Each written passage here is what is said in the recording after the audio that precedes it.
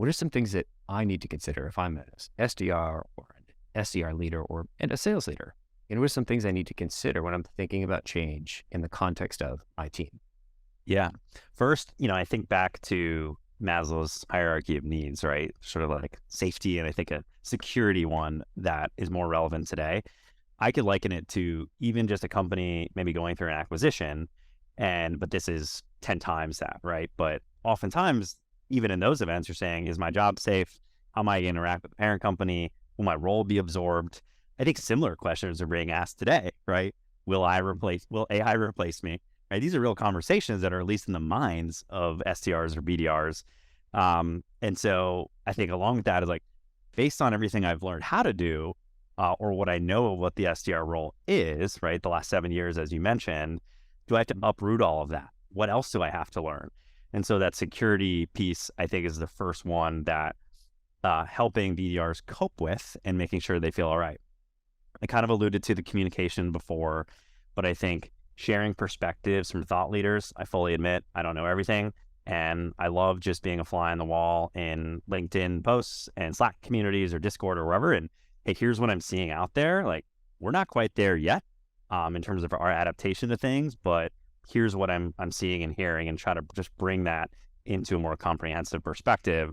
And then I know we'll talk a little bit about coaching, but getting my hands dirty so that I can teach some of the newest things that I'm hearing, learning, touching back to the BDRs and SDRs so they can apply it and at least be dangerous, use another Top Gun line, as we start to explore this new horizons.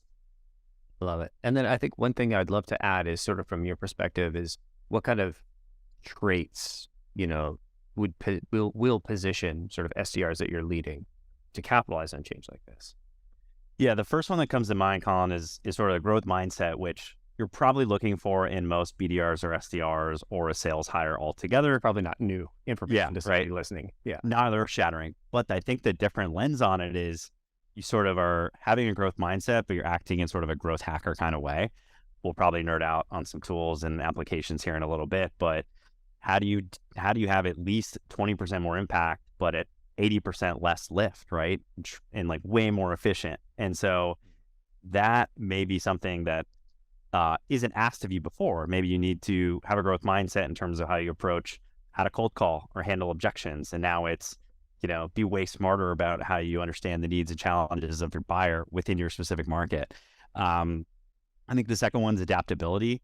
Again, we probably look for this anyway, especially if we're at like an earlier stage company or even a startup, but it's, hey, that same old approach to outbound may not be working anymore, or personalization at scale and the way you're doing it isn't the same as it was before. So take your lumps, but be willing to try something else. And I think the third one that comes to mind is like, be experimental, right? So, there's 30 or 50 or 100 tools by the end of this podcast that we're recording that you can try out, do a little experiment with, whether it's 50, 100, 200 target accounts or prospects, see what works and reapply it. So those are some ways I think BDRs can sort of cope with all that's going on.